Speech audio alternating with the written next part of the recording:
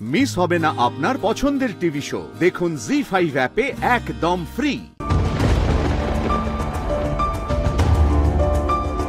তুমি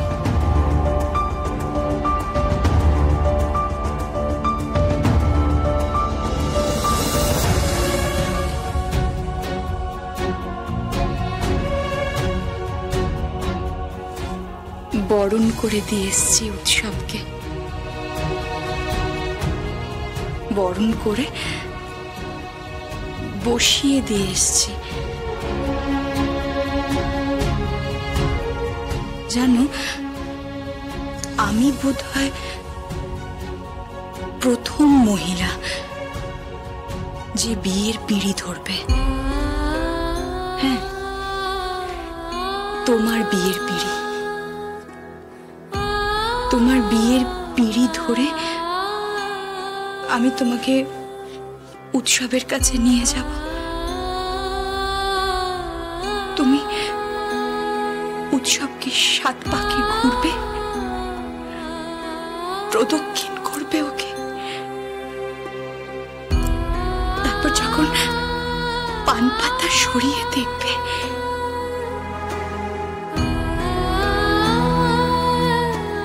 যে দৃষ্টি দিয়ে তুমি উৎসবকে দেখবে, আমি দেখব সেই দৃষ্টিতে আদৌ উৎসবের জন্য ভালোবাসা আছে তো মালা? উৎসব যে দৃষ্টি দিয়ে তোমাকে দেখবে, আমি দেখব সেই দৃষ্টিতে তোমার প্রতি ভালোবাসা আছে তো উৎসবের। আমাকে দিদি বলেছে পুরোটা স্ক্রিপ্টেড, সবকিছু। আর একটাও কথা বলবে না তুমি। কেন এসেছো এখানে? কেন এসেছো এখানে তুমি? ওই যে বললাম, নিজে হাতে বিয়ের কাজ করব, তাই এলাম। তারপরে আমি চলে যাব এখান থেকে। কিছুক্ষণ পরেই তো পুরোহিত মশাই ডাকবে। কই কই পাত্রী কোথায়? পাত্রীকে আনুন। আর সঙ্গে সঙ্গে কয়েকজন ছেলে আসবে তোমার পিঁড়ি ধরবার জন্য, তোমার পিঁড়ি ধরতে আসবে। আমি তোমার পিঁড়িটা সামনের দিক থেকে ধরব, সামনের দিক থেকে ধরে তোমার মুখের দিকে তাকিয়ে থাকবো। কেন জানো মালা? আমি তোমার মধ্যে নিজেকে খুঁজবো, তোমার মধ্যে আমি নিজেকে দেখব। জানো মালা, গত বছর না ঠিক এরকম একটা সময় আমি সলজ্জ দৃষ্টিতে বিয়ের পিঁড়িতে উঠেছিলাম। আমার কত আশা,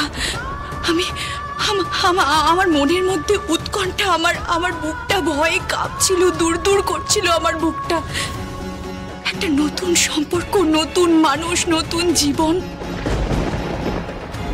কত আশা মালা। আমি তোমাকে কিভাবে বোঝাবো? জানো, আমার না বিয়ের আগে কোনো সম্পর্ক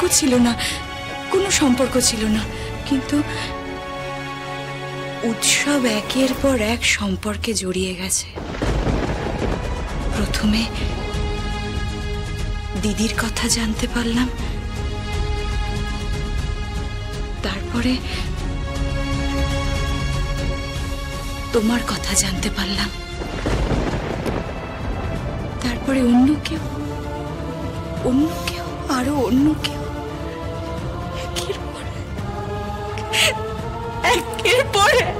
একের পর এক মেয়েদের সাথে সম্পর্কে জড়িয়ে গেছে। উৎসব একের পর এক মেয়েদের সাথে সম্পর্কে জড়িয়ে গেছে। তুমি জানো তো মানা, ও না বিয়ের পর সৎ ছিল, তুমি বিশ্বাস করো? হ্যাঁ, জাস্ট শাট আপ। তুমি বেরো এখান থেকে, বেরো, জাস্ট গেট আউট। তুমি আমাকে তাড়িয়ে দিচ্ছ? হ্যাঁ, তাড়িয়ে দিচ্ছি। কারণ কাল থেকে এই বাড়িতে শুধুমাত্র আমার রাজত্ব চলবে। ইয়েস, আমি যা বল ঠিক তাই হবে।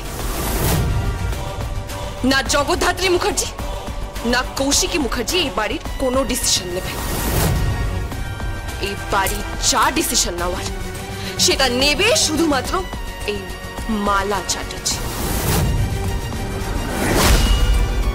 এখন মনে হচ্ছে পুরোপুরি সবকিছুই সাজানো, স্ক্রিপ্টেড।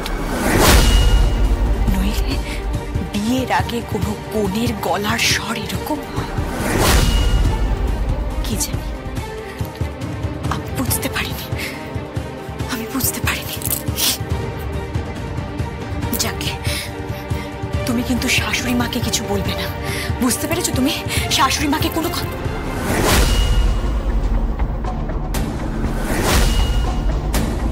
এখানে কি করছো তুমি?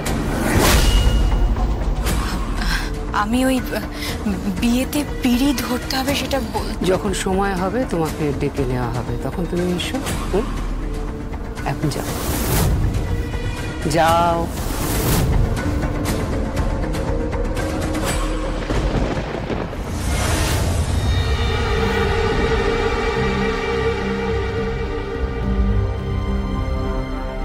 খুব সুন্দর লাগছে।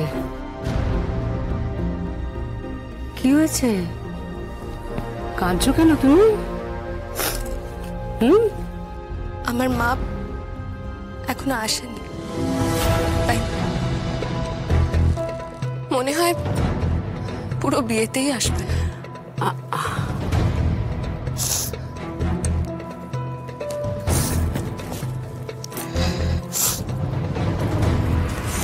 কাকে ফোন করছো? হ্যাঁ,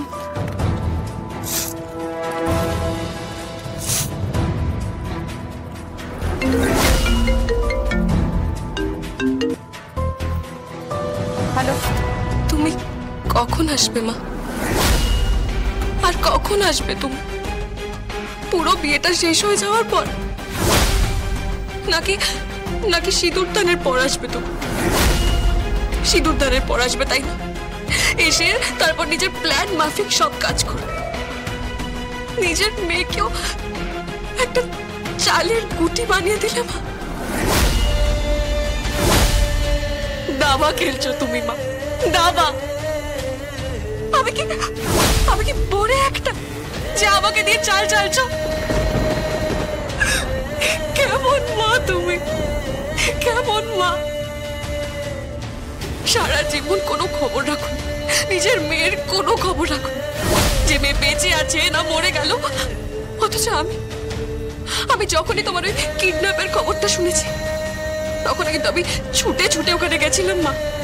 আমার ভয় করছিল, আমি কাঁদছিলাম, আমি ভাবছিলাম আমার মায়ের কি হয়ে গেল। মেয়ে তো আমি। আচ্ছা মা, তুমিও তো একজন মেয়ে, আমার মা তো তুমি তো আমাকে গর্বে নিয়েছিলে। তোমার কি কোথাও মনে হয় না যে আমার প্রতি তোমার কোনো দায়িত্ব আছে? জি5 ডাউনলোড করুন আর সব এপিসোড দেখুন একদম ফ্রি।